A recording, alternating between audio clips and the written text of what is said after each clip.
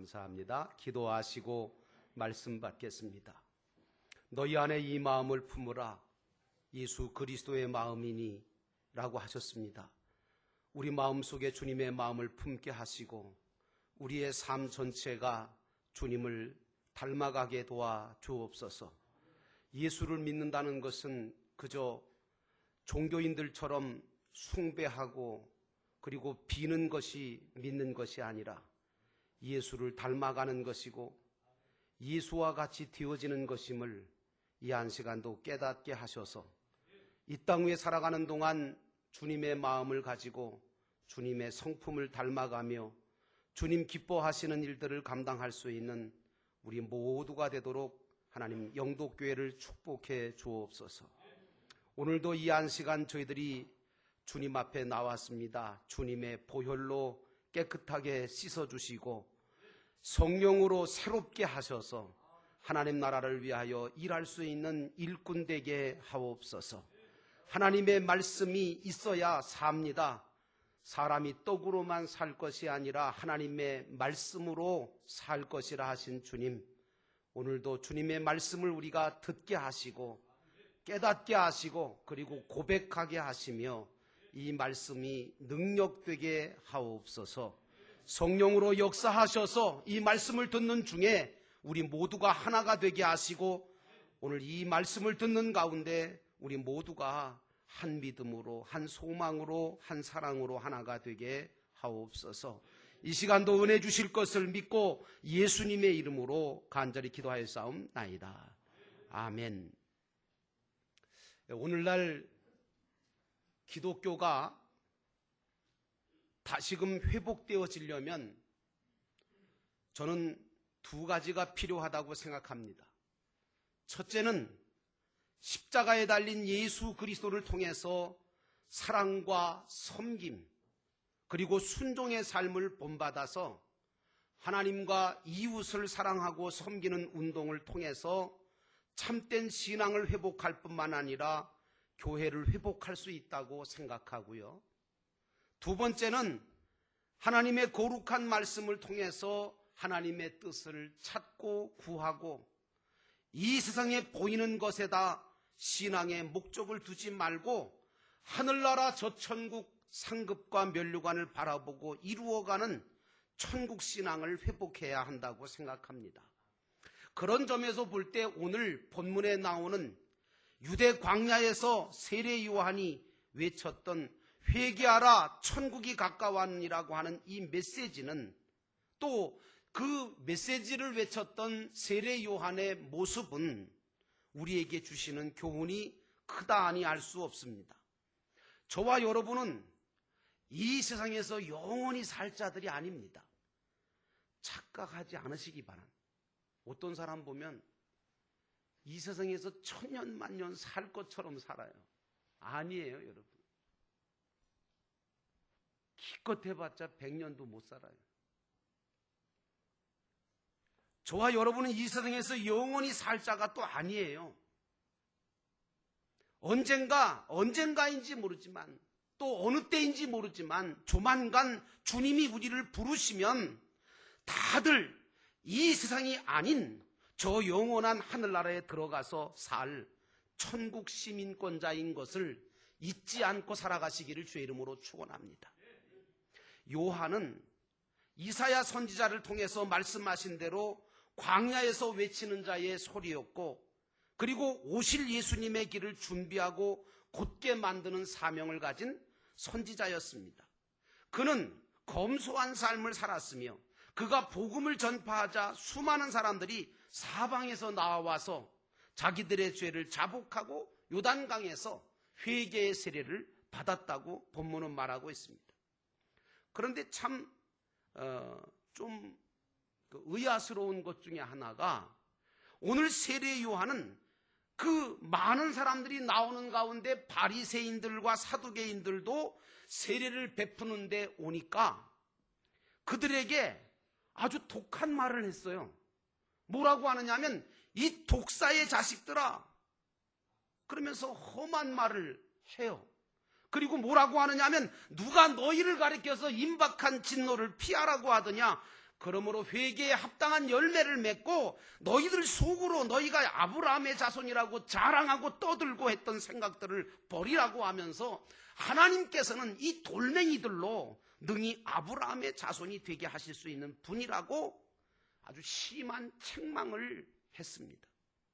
그러면서 요한이 예수님께서 이 땅 위에 오시면 심판이 이루어질 것인데, 다시 말하면 타작마당이 열릴 것이라고 말하면서 그 타작마당에서 둘로 나뉘어질 것이라고 이야기를 했습니다. 오늘 우리는 히브리서 9장 27절의 말씀을 기억할 필요가 있습니다.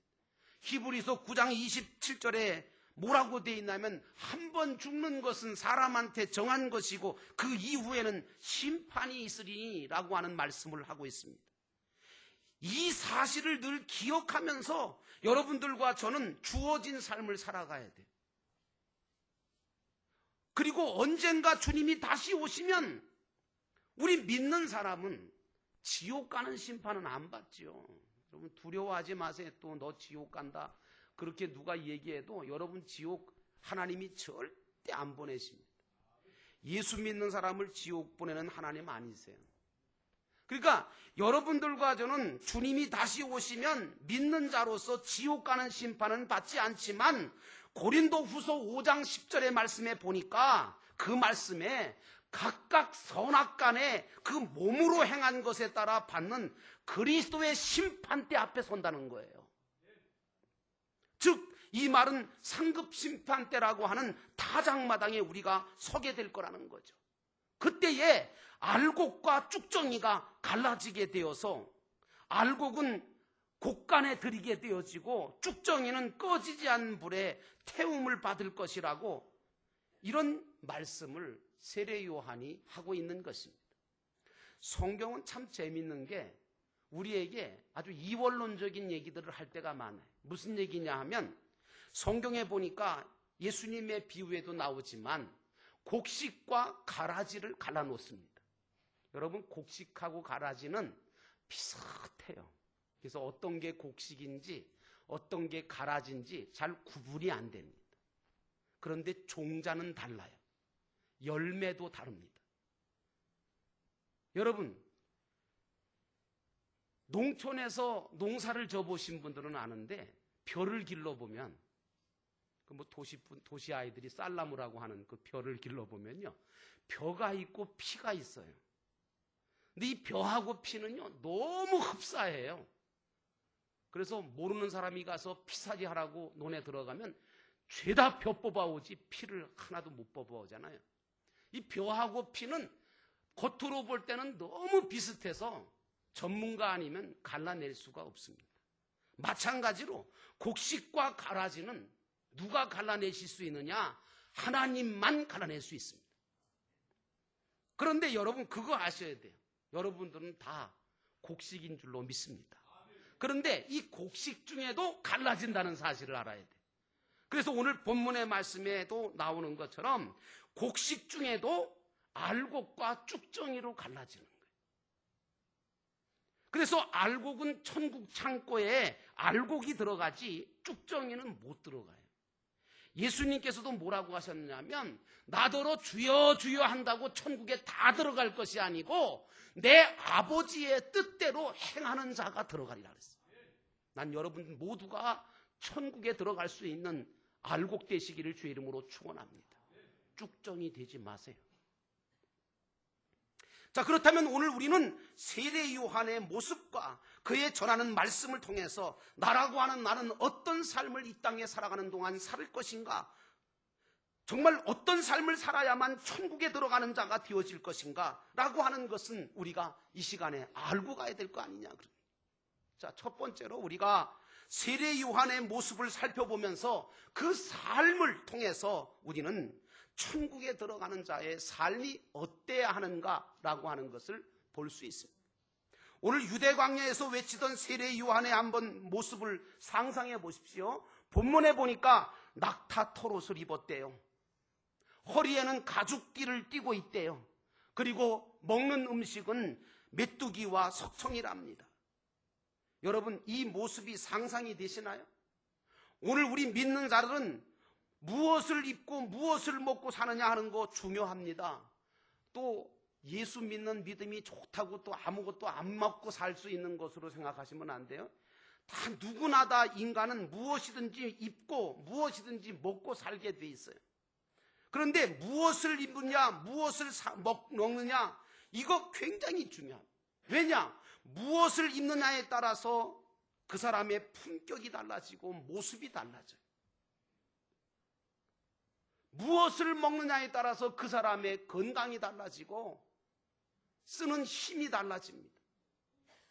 오늘 세례 요한이 입었던 낙타토롯 가죽띠는 아주 검소하고 금욕적인 모습을 보여줄 뿐만 아니라 하나님의 뜻을 따르기에 합당한 그런 복장이라고 봅니다.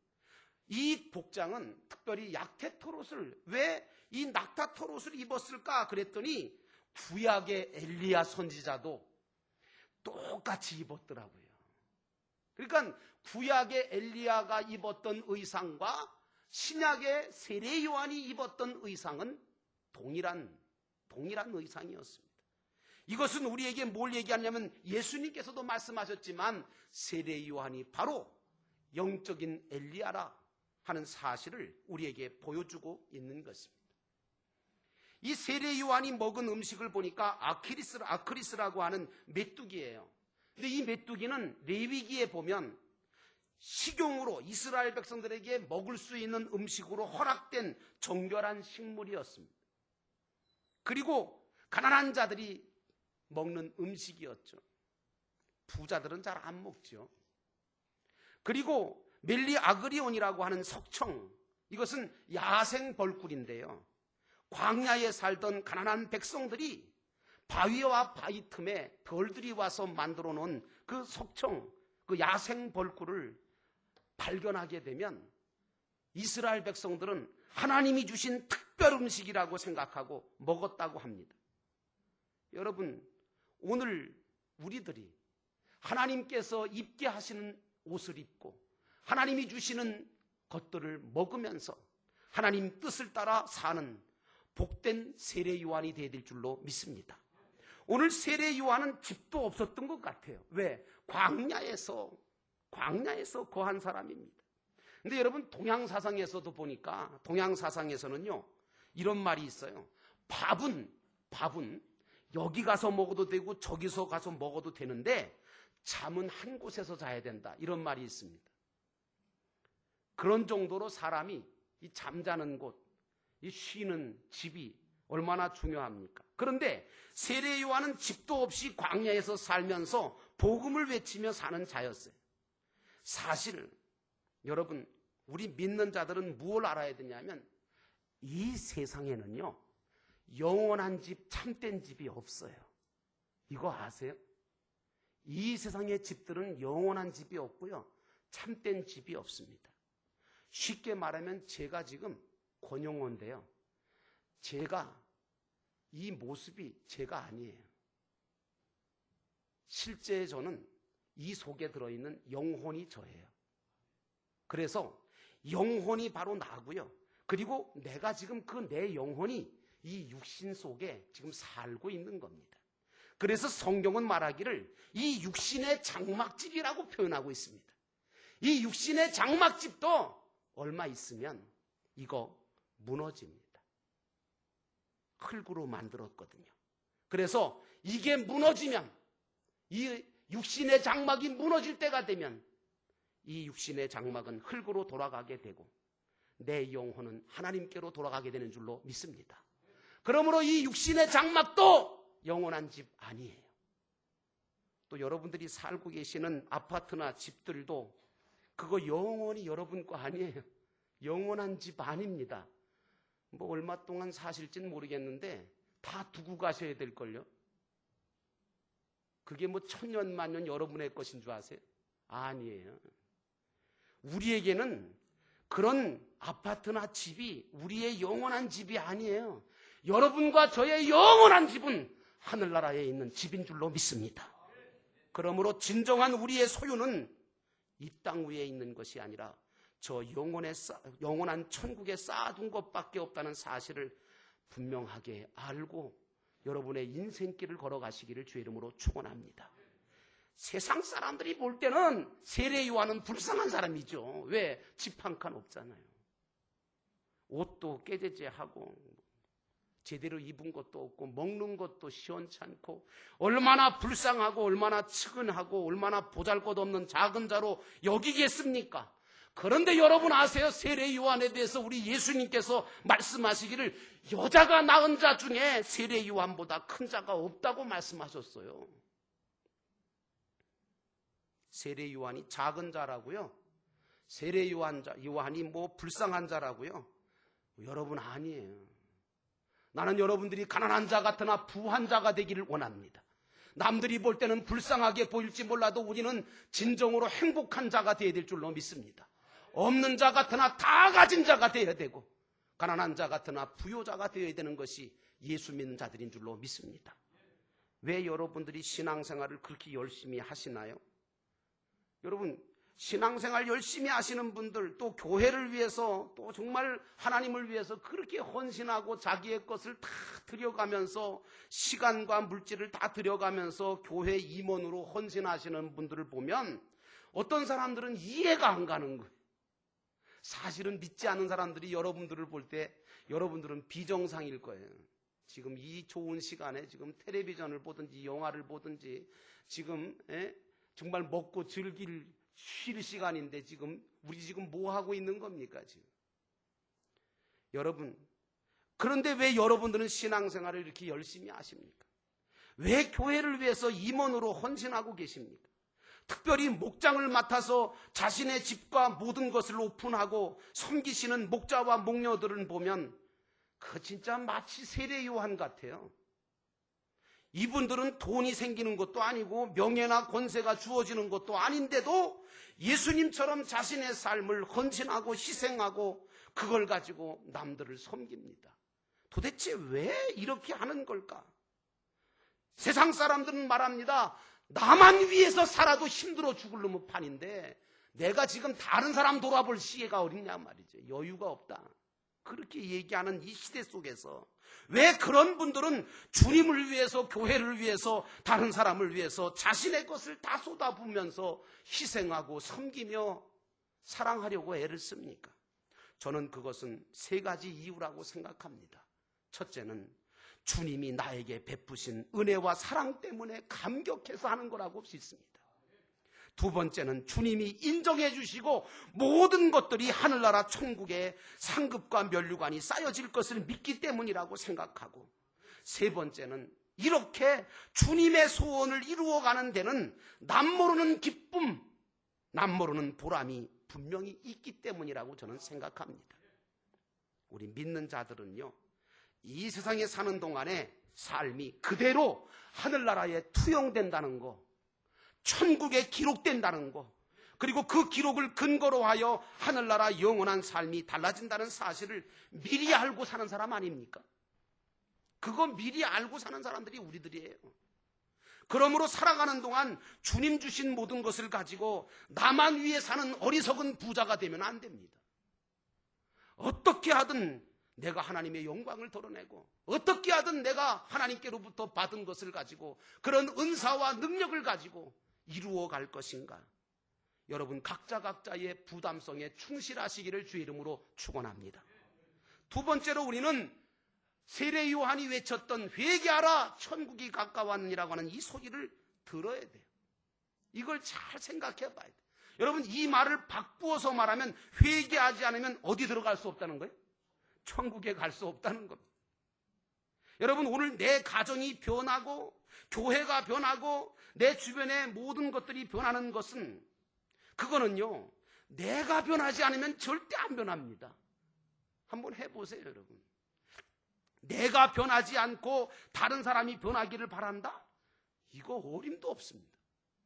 내가 변하지 않고 내 주변 환경이 변하기를 바라는 것은요 잘못된 생각이고 잘못된 신앙이에요.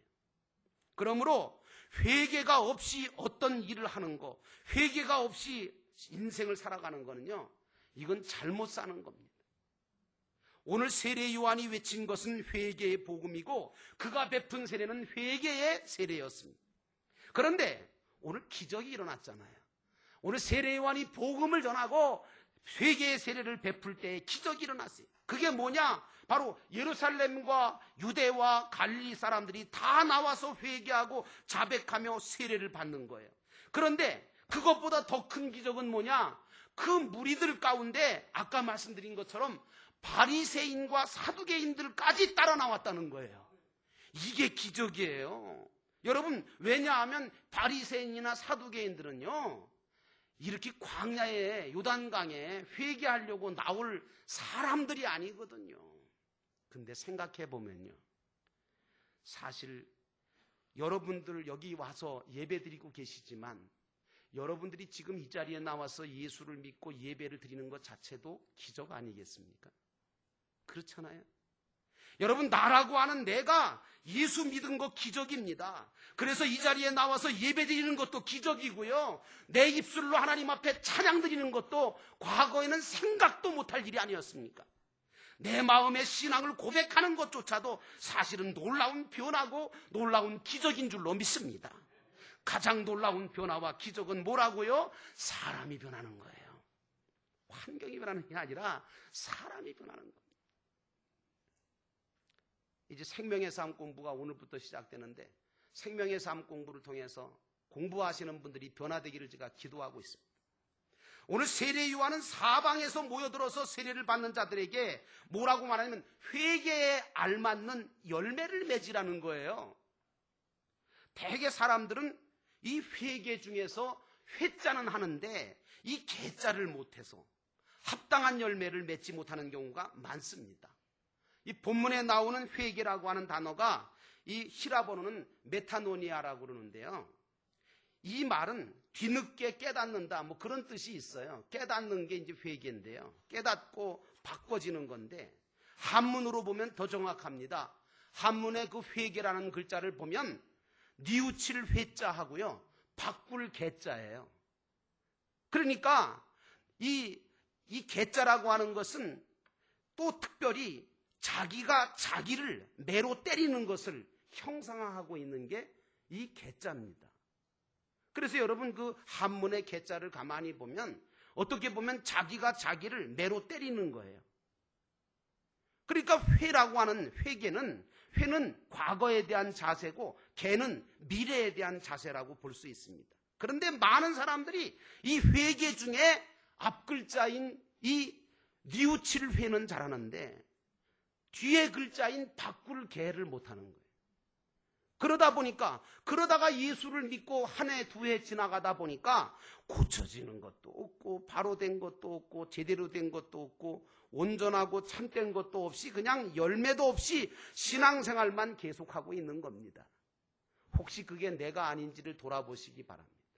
그래서 세례 요한은 그런 사두개인들과 바리새인들을 향하여 독서를 퍼부은 거예요. 이 독사의 자식들아, 누가 너희를 가르쳐 임박한 진문호를 피하라고 하더냐? 그러므로 회개에 합당한 열매를 맺고 속으로 아브라함이 우리 조상이라고 뻐기지 말고 생각하지 말고 내가 너희에게 이르노니 하나님께서 능히 이 돌멩이들로 너희 아브라함 자손이 되게 하실 수도 있다고 하는 독서를 퍼부은 거예요.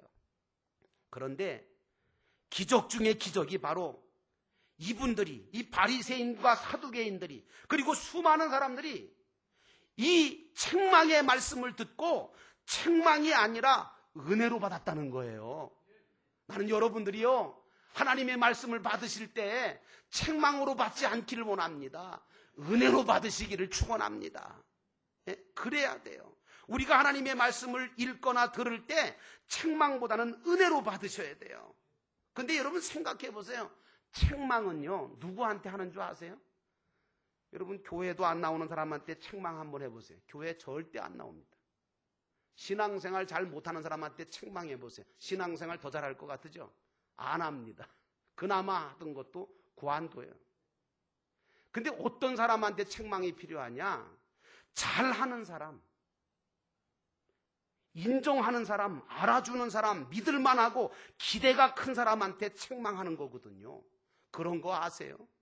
만약에 그런 기대도 할 수 없는 사람한테 책망 안 합니다.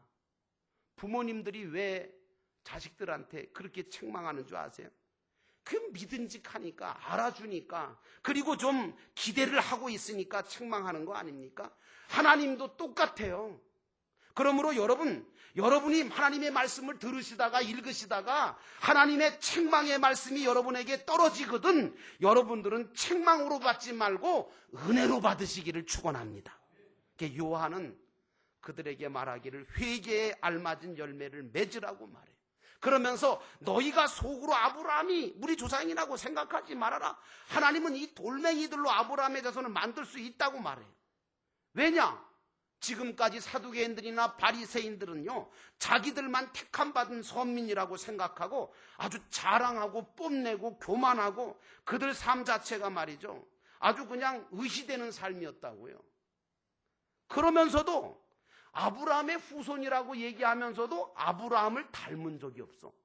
아브라함 자손답게 산 적이 없는 거예요. 만약에 아브라함의 자손이라면 아브라함처럼 본토와 친척과 아비 집을 떠나야 될 거 아니에요. 그리고 하나님이 가라고 하시는 대로 가야 될 거 아니에요. 안 가. 아브라함의 자손이라면 이삭도 좀 바칠 줄 알아야 되잖아요. 죽어도 안 바쳐. 하나님의 말씀에 순종하는 삶을 살아야 되지 않아요? 아브라함은 그냥 순종하는 삶이었잖아요. 말씀을 쫓아서 순종하다가 정말 거부가 된 사람이 아브라함 아닙니까? 근데 말씀에 순종하는 삶을 살지를 못하잖아요. 그러니까 세례 요한이 이걸 들어가지고 너희들이 아브라함의 자손이라고 그냥 그 명칭만 가지고 그냥 그것만 가지고 자랑들을 늘어놓는데 너희들 회개에 합당한 열매 못 맺으면 안 된다 하고 책망한 겁니다. 은혜가 되시기를 축원합니다. 이렇게 되다 보니까 세례 요한과 그의 사역의 결과가 모든 소문이 예루살렘과 온 유다와 요단강 부근에 퍼지기 시작했습니다. 여러분, 소문이 참 중요한 것 같아요. 음식점이 잘 되는 것도 소문이 잘 나야 되고요. 교회가 잘 되는 것도 소문이 잘 나야 되는데 이게 또 힘듭니다, 요즘은. 그래도 영도교회는 감사해요. 소문이 잘 났어요, 그래도. 우리 영도교회도 이런 좋은 소문들이 들려야 될 줄로 믿습니다. 앞으로 우리 영도교회 안에서 많은 분들이 자기가 체험한 변화와 기적에 대해서 예배 시간에 간증하는 소리가 많이 나오도록 여러분 기도해 주시기 바랍니다. 지난번에 우리 청년부가 싱글 목장 수련회를 갔다 왔는데 지난 수요일 연합기도회에 청년 한 명이 나와서 간증을 했어요. 얼마나 은혜를 받았는지 몰라요. 야, 저렇게 변화되는구나. 정말 가정교회를 하고 있는 저 싱글 목장에 온전하게만 하면 청년들이 변화되고 청년들이 죽게 돌아오겠구나. 이 비전을 갖게 됐어요. 여러분, 간증이 참 중요하거든요. 우리 영도교회가 간증이 넘치는 교회가 되기를 축원합니다. 이 교회 주변에 좋은 소문들이 자꾸 나야 되는 거예요. 영도교회가 예배가 은혜스럽다더라, 말씀이 좋대더라, 그 교회 가니까 속해 목장이라는 게 있는데 목장 모임에 가보니까 야, 참 그리스도의 사랑이 철철 넘치더라. 정말 서로 섬기는 그 모습이 천국 같더라. 거기에서 기도하다가 놀라운 기적이 일어나고 병 고침이 일어나고 문제 해결이 되더라. 이런 소문이 자꾸 나야지 하나님의 교회가 든든히 서가게 되는 줄로 믿습니다. 당시에 좋은 소문이 자꾸 퍼지니까 예루살렘과 유다와 요단강 부근이 사람들이 다 나와서 자기들의 죄를 자백하고 세례를 받는 거예요. 저는 우리 영도교회가 이런 변화와 기적이 일어나기를 기도하고 있습니다. 그래서 간증거리가 많아지고 날마다 구원받는 무리들이 많아지는 이 교회가 되어야 될 줄로 믿습니다. 사실 우리가 평생 신앙생활 한 것도 중요하죠. 내가 모태신앙, 내가 3대다, 내가 4대 믿었다, 내가 지금까지 일생 수십 년 동안 예수 믿었다, 그거 중요한 겁니다. 그렇게 하기도 쉽지는 않아요. 하나님의 은혜가 있어야 되고 또 본인도 신앙적인 의지를 가지고 해야 그게 가능하죠. 얼마나 훌륭하신 거예요. 진짜 교회를 지키면서 수십 년 동안 신앙생활 하신 거 잘한 겁니다. 하나님께서 그거에 대한 또 상도 주시리라고 생각합니다. 근데 여러분, 평생 신앙생활 한 것도 중요하고요, 모태신앙인 것도 중요하고요, 3대 4대 예수 믿은 것도 중요한데요, 여러분한테 한 가지는 좀 제가 질문을 드려야 돼요. 여러분 평생 신앙생활 하셨습니까? 그러면 여러분 평생 신앙생활 해오시면서 평생 나 때문에 교회 나온 사람은 몇 사람이나 되나요?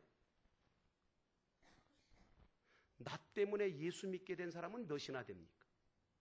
내 삶을 보고 나는 당신처럼 난 살았으면 좋겠다. 난 당신처럼 내가 되었으면 좋겠다. 그래서 교회 나오신 분이 몇이나 되냐고요. 이게 문제인 거예요. 평생을 믿고 모태신앙이고 3, 4대를 믿은 거 잘하신 거죠.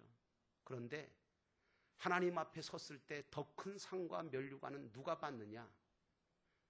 주님 앞에 정말 주님처럼 자기 자신을 희생하고 자기 자신이 가지고 있는 것들을 섬겨서 정말 그 그리스도의 사랑이 전달돼서 감동이 돼서 나 때문에 예수께 돌아온 사람들이 많을 때 그게 면류관이 될 줄로 믿습니다. 여러분, 그래서 만약에 없으시다면 지금부터라도 여러분들은 주변에 믿지 않는 분들을 사랑으로 섬기세요. 그리고 그들에게 주님의 사랑을 전하시고 주님께 인도하시는 역사가 일어나기를 주의 이름으로 축원합니다. 여러분, 기쁨이 뭔지 아세요? 예수 전혀 안 믿던 사람이요, 내가 정말 전도해가지고 예수 믿어가지고 신앙생활 잘하고요, 그리고 정말 하나님의 말씀을 배우고 예배 참석해서 주님을 닮아가는 제자가 되고 그리고 주님을 전하는 사역자가 될 때, 여러분, 이 감격은 말로 다 알 수가 없는 거예요.